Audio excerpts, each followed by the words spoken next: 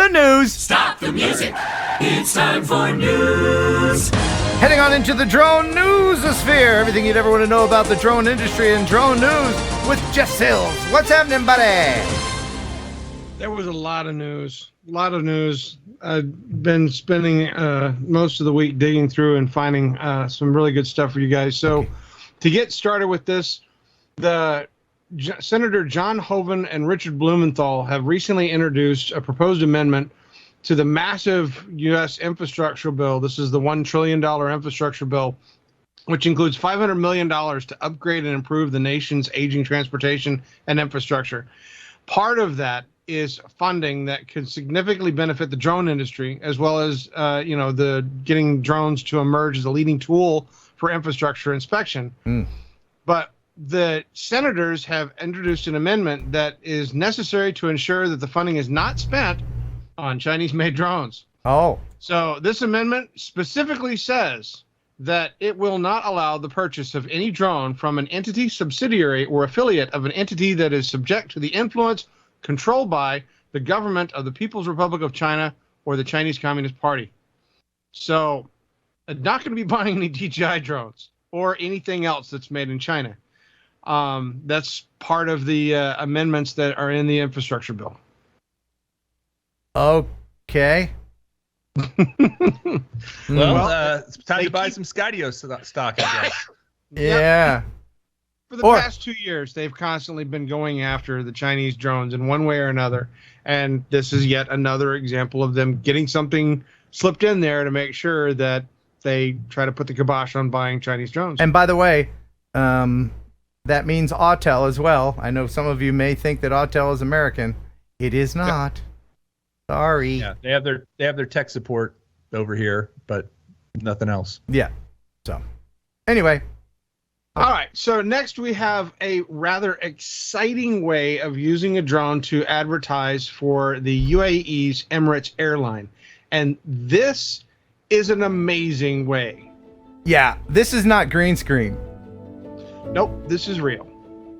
And how do you pick the person to do this? If you haven't seen this, let's not say anything. Let's just let it happen. Don't. Check this out. Yeah. This is amazing.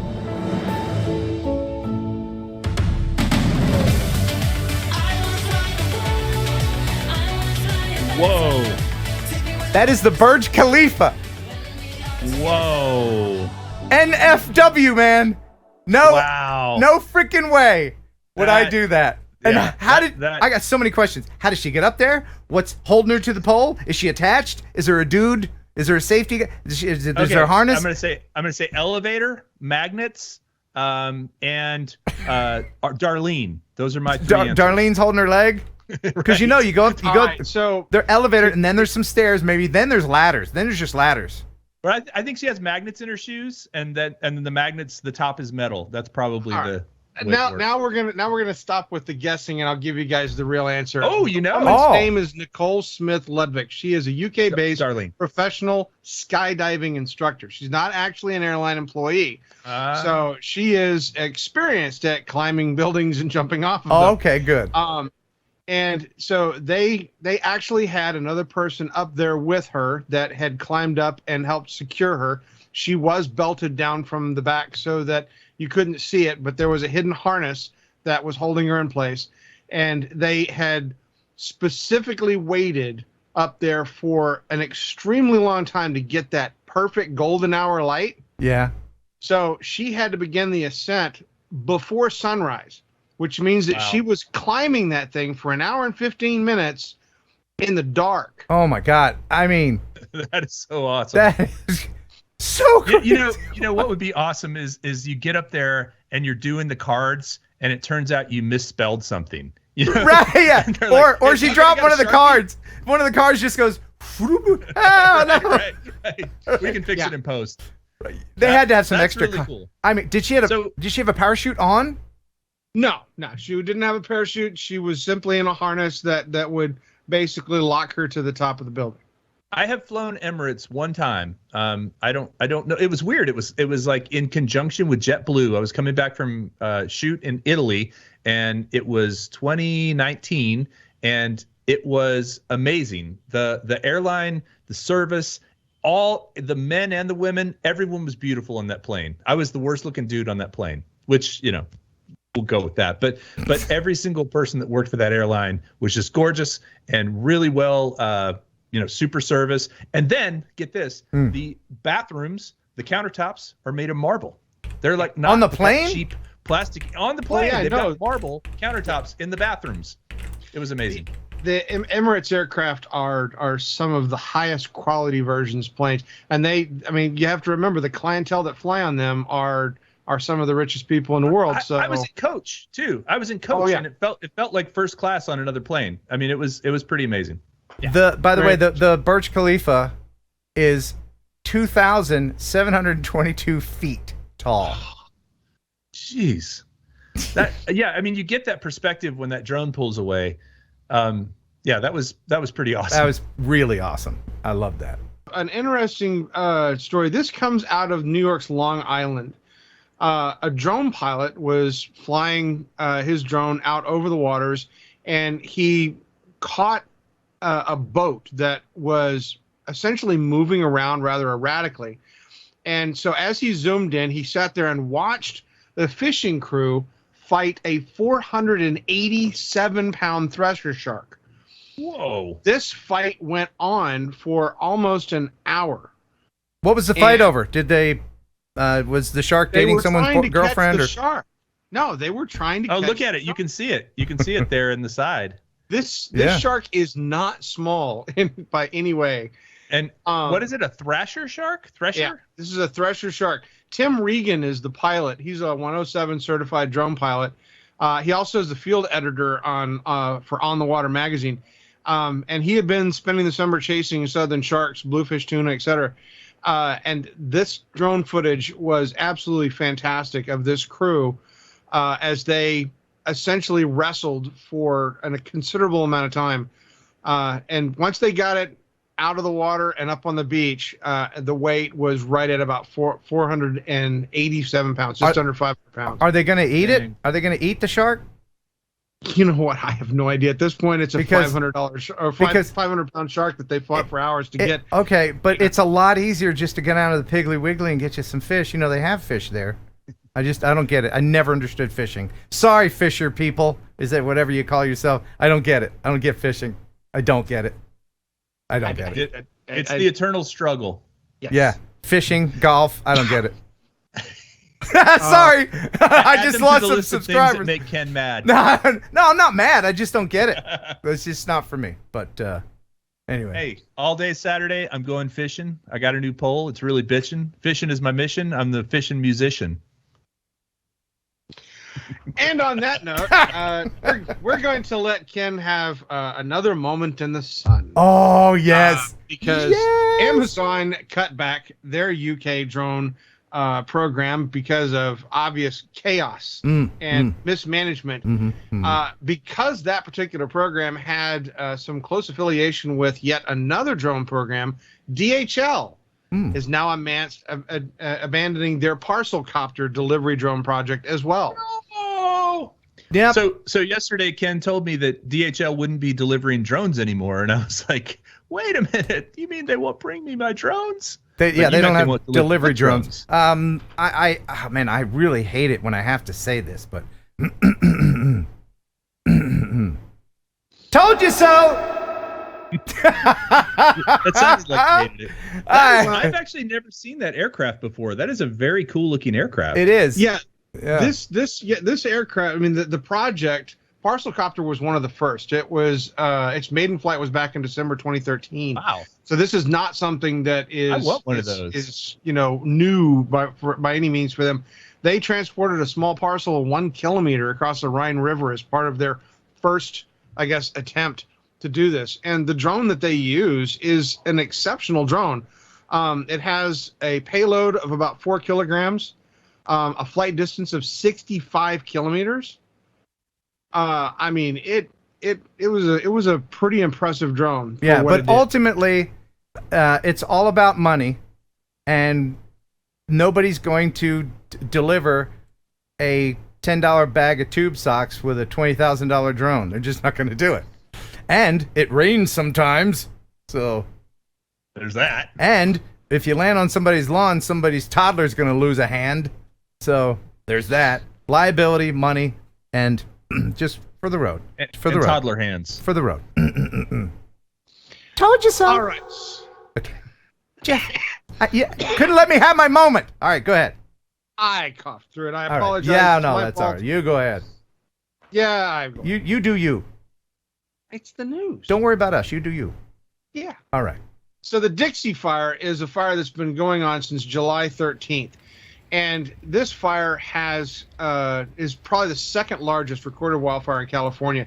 It's burned close to 490,000 acres. It's only 21% contained right now, and they're still fighting it. But what's interesting about this is that while they're doing this fight, a judge has ordered an investigation into a drone that was associated with this particular blaze on the actual day of ignition. So the story goes is that as the fire started, it started at one of the electrical towers, and one of the technicians that happened to be in the area for PG&E had gone out. The fire was a very, very small fire. He was able to start working on trying to put it out.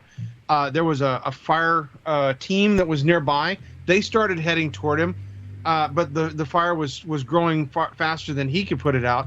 By the time they got there and the ground crew arrived, it had gotten too big for them to manage, and so they started bringing the aircraft in, and the California fire tankers came in and successfully painted the box with retardant around the fire, limiting its spread. And right as they were getting to the point where they were going to be able to put the nail in the coffin, a drone was reported in the area, which then forced them to land all of the aircraft. Yep. Which then forced them to lose control of the fire. This pisses me off Now because the fire has it, gone crazy. Yeah, and whoever's drone that was said, "Oh, I'm not bothering anybody." But they don't know where you are. They're so hard to see. So if somebody sees it in the air, then they don't know where it is. And these planes have to fly low to dump all the retardant and all these things. It's just people don't think. It pisses me off. Well, in this particular case, this judge is investigating this because he wants to know who was flying the drone, because they now hold a direct responsibility for this fire getting as out of control as it has. And this thing has destroyed thousands of homes and displaced hundreds of people. So what do they do if they find the person? I mean, prison forever? At this point, I mean, they could be fined. They could be held responsible for all the damage and all the cost. I mean, there are so many different things they could throw at that person. Imagine, basically, they're going to treat it as if they're an arsonist. Yeah, that's. Oh, yeah. I hope they catch him.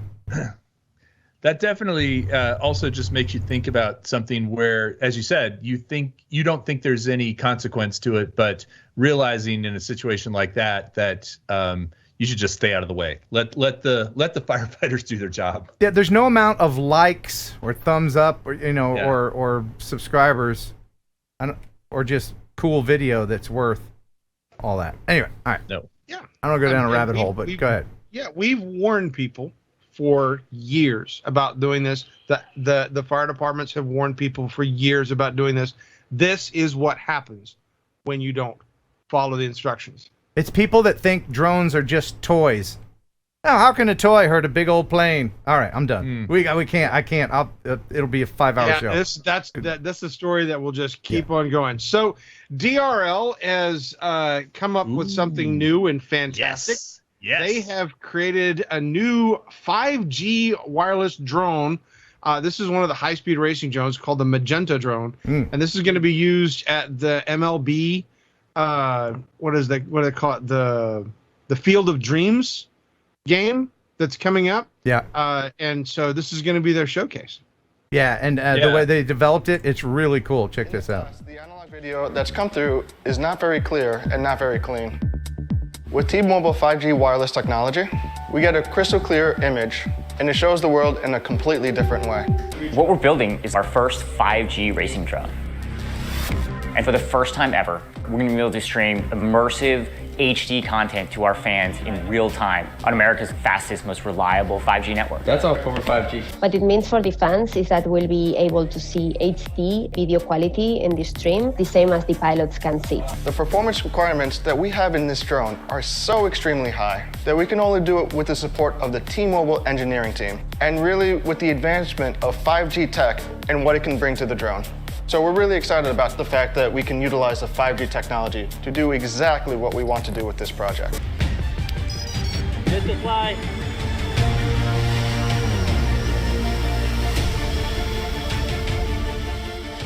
We're getting great video. The streaming looks amazing. A lot of detail, a lot of color. Looks really smooth, so really happy for how the things are going now. You see it, right? You see it, guys? Yeah. Oh, yeah, it's beautiful. Wow. Wow. Can you send? Beautiful. This is just the beginning, and I can't wait to see this 5G drone take flight in 2021 and beyond. Yeah, that's really, really cool. Is it safe to say that analog is dead?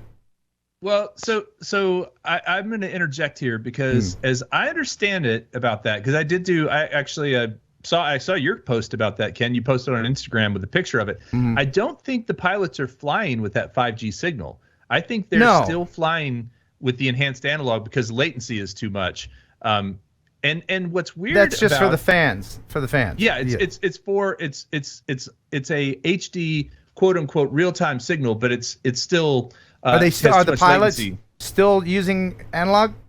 I believe they are, and I believe they're using it's super enhanced analog. I mean, from what I've talked to Nick, and I've talked to Nurk, and I've talked to Gab, and I've talked to a lot of those guys about this. They have scientists on their team. I mean, imagine Doc Murdoch, right, who is an expert in analog signals and antennas and stuff. They have like 10 of him on their team just figuring out how to get that clean analog signal, but it's still an analog signal because of the latency. I think they haven't gone digital yet, and I believe that this is going to be great for the broadcasts and the fans, but it's not for the fans, still watching an analog. Right, because there is a big difference in lag if you're a race pilot between analog and digital. I mean, I think your average FPV pilot, well, it depends on what you're doing, right? If you're diving towards the ground and there's a little bit of latency, you might actually hit it before you pull out, That's so true.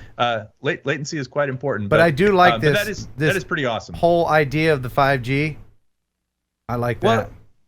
Well, I've been hearing for a long time. So where I just was up in New York, we have crap for internet. There's no internet up there. And so this whole thing with 5G and being able to get these signals, anywhere wirelessly is huge. I just signed up for Starlink. Are you guys familiar with that? It's Elon Musk's satellite internet thing. There's a waiting list for it. But anyway. I guess you just answered your own question, didn't you? No. What's that? I'm not on a waiting list. I didn't get it on a waiting list. Yeah. I'm not important enough.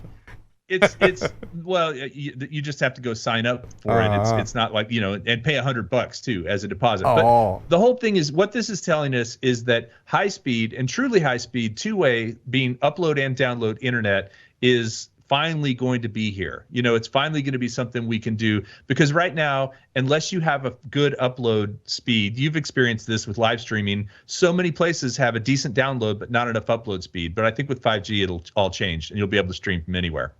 Yeah, I'm looking forward to that. Me looking forward too. to all that. It's going to be cool. We're in the future. I hope I live long enough to get my jetpack. Yeah. Well, I got the sound of the future. There it goes. Back to you in the newsroom, Jeff. And Ken, you know the name of that effect? What? As it goes by. The Doppler effect? The Doppler effect, because it pushes the waves and then pulls them back out. Thank you, Mr. Science. Now back to the news. All right, so DJI's agricultural drones, which are the Agras T30 and T10, were released in China late last year. But recently now they've become available for purchase in more than 100 different countries internationally. The DJI Agras T30 is an agricultural drone that transforms. Take a look. The aircraft has a maximum capacity of 30 litres. A newly designed plunger pump produces a maximum flow of 8 litres per minute. 8 sets of solenoid valves enable variable frequency control, and 16 nozzles provide an unprecedented spray range of 9 meters. A new smart gauge indicates the estimated time until refill, boosting operational efficiency. Also, the aircraft can cover 40 acres in just 1 hour. Now, let's watch as the Agras T30 transforms into orchard configuration. Wow. The angle of the arms is optimized for fruit-bearing trees. In this controlled spray direction, pesticides can travel down along the branches, providing an even distribution. What were you saying, Kelly? From the DJI Like that's like a superhero thing. Form of orchard configuration. Yeah. Plan a precise It also perks coffee and predicts earthquakes. to ineffective tree spraying. Yeah, that looks like a pretty badass thing there, Jeff. And I'm guessing that it can lift a toddler or two, right? Yeah, this one is it has a capacity of 40 kilograms with a 30-liter spray tank, and there's 16 nozzles on it that it sprays a range of 9 meters. That's too many nozzles. That's too many. Take one or two of them off. That's too many nozzles. Just imagine my tomatoes, though. I mean, the tomatoes would be so delicious if you had one of those. I need to get one for my tomatoes. Yeah. It's an exceptionally popular drone right now. There's 50,000 units already sold across the world so far ever since their phase launch. I do not have the price points on Check this battery out. Look at this monster battery. Look at that. Oh, man. Wow. Holy cow. Can you imagine? Right, there are still people alive, older, like that remember that some farms, the Amish, still use horses to pull and do their field stuff. You imagine that? I would love to see just an Amish person going by a field where one of these robots is drone English. Yeah, right. Well, that drone or that battery is a newly designed intelligent battery that they have, and it can fully charge the battery in 10 minutes. What? Oh, so wait, the battery they put in it charges an internal battery? Or No, that the big one charges the in 10 smart minutes? charging hub that comes with the drone to charge the battery can charge that battery in And 10 you can strap it on your back and put it on a motorcycle. That's the coolest part. That's really cool. Hey, I'm going to go out and water my fields. Yeah. Wait a minute, forgot my drone. Yeah, that's the future. I love it. So cool. All right, so next in the news, we have Flyability, which is a Switzerland-based company. They focus on indoor drones for inspections, etc. They have recently launched the Helios 2 RAD, which is a drone that's equipped with radiation sensors so that they can go in and fly and inspect nuclear stations.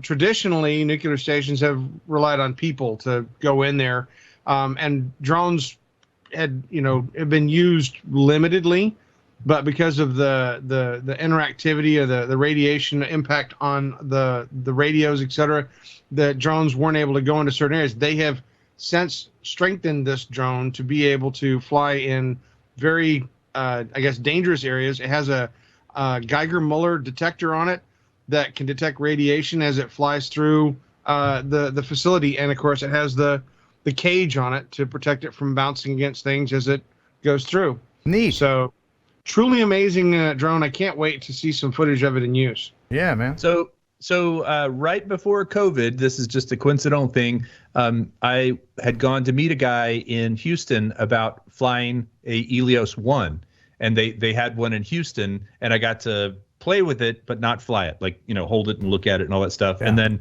right after that, everything shut down and we didn't do it. So I was going to make a video about it, but it's a pretty, I believe the actual, the mechanics of that thing, they're very, very expensive pieces of equipment. I mean, they're very high precision. It looks like kind of a mess. You mean it's not just a bunch of drinking straws put together with duct tape?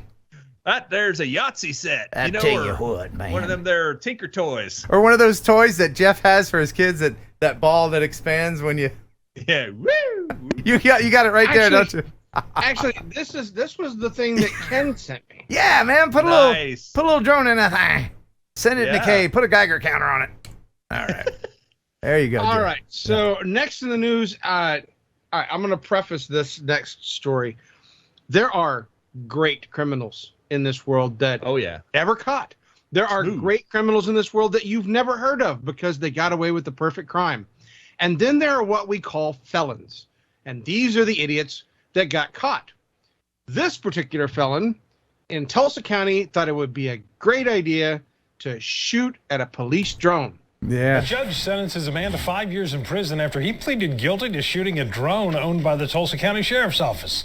Deputies were using that drone in June looking for a bunch of stolen classic cars near Sand Springs home when Stephen Kitchens shot at it. Kitchens also pled guilty to having a gun as a felon. Ha! So, a couple questions. Do you think that he would have gotten 5 years had he shot down a drone that didn't belong to the police? And do you think he would have gotten 5 years had he not had the previous gun charge?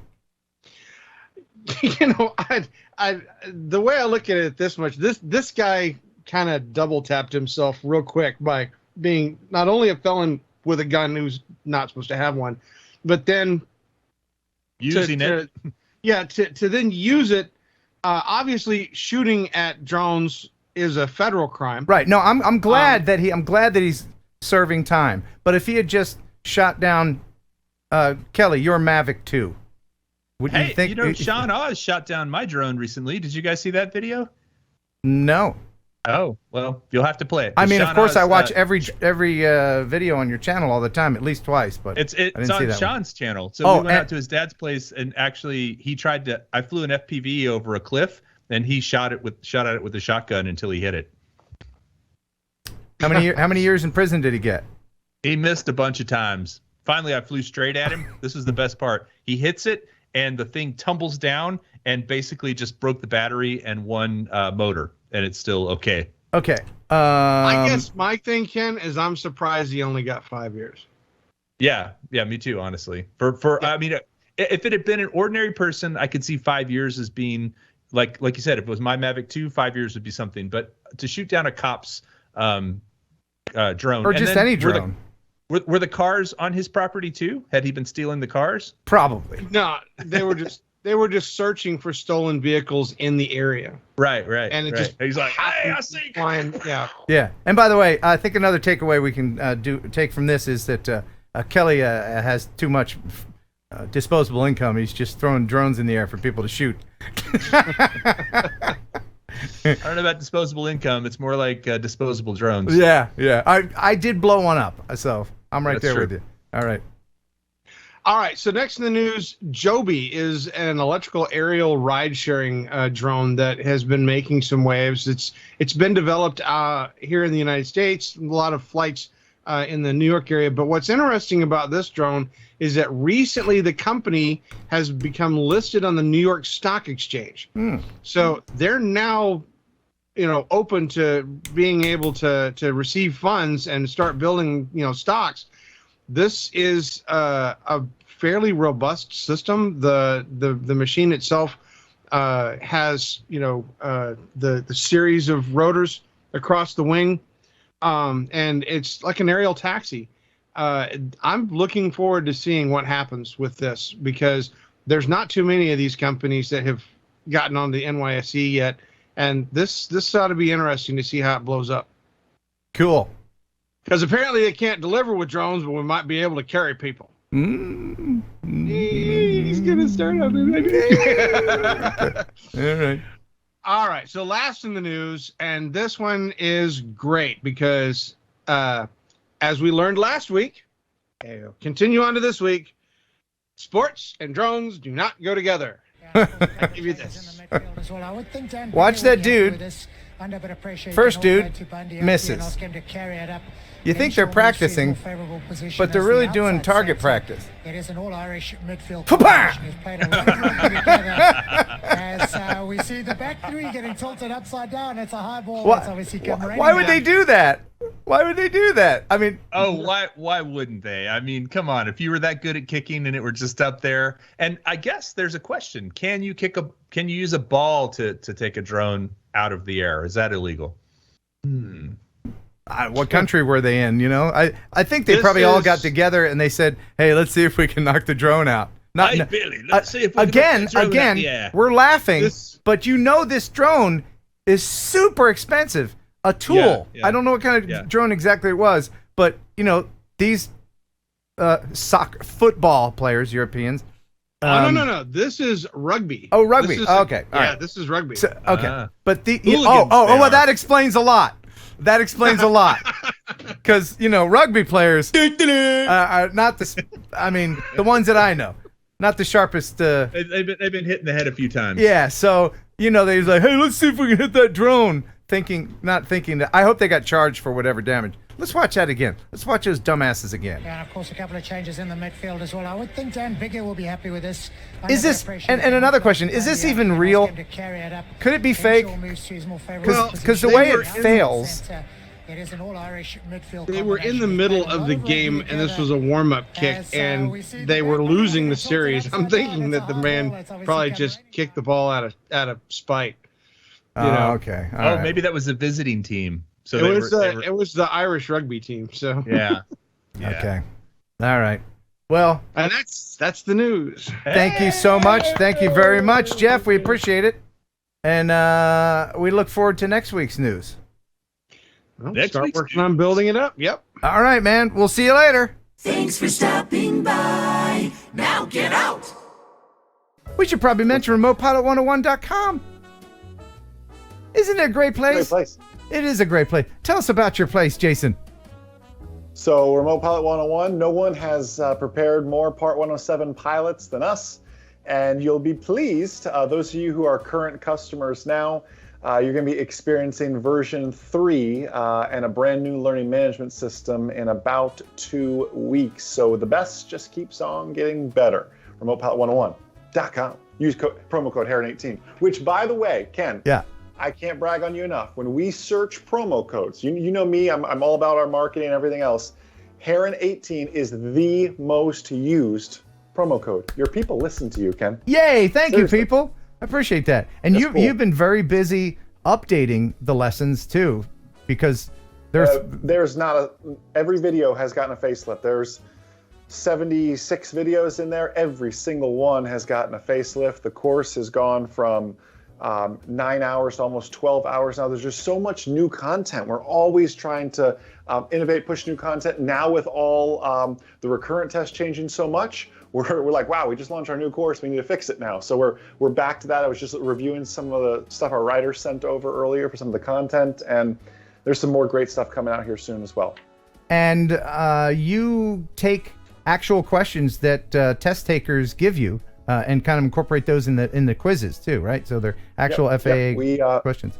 We have a ton of data on that, no doubt. So yeah, and I always share, this, Ken, I call them the boot camps at the end, where I share, this is a question you're going to see on your knowledge test. Let's not memorize it. Let's understand the why behind it. But just to prepare them for the knowledge test. You know this, though, Ken. I want you to be safe in the real world.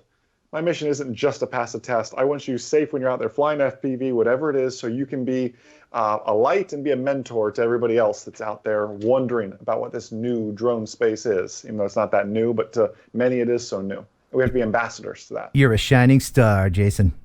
A shining star. Awesome.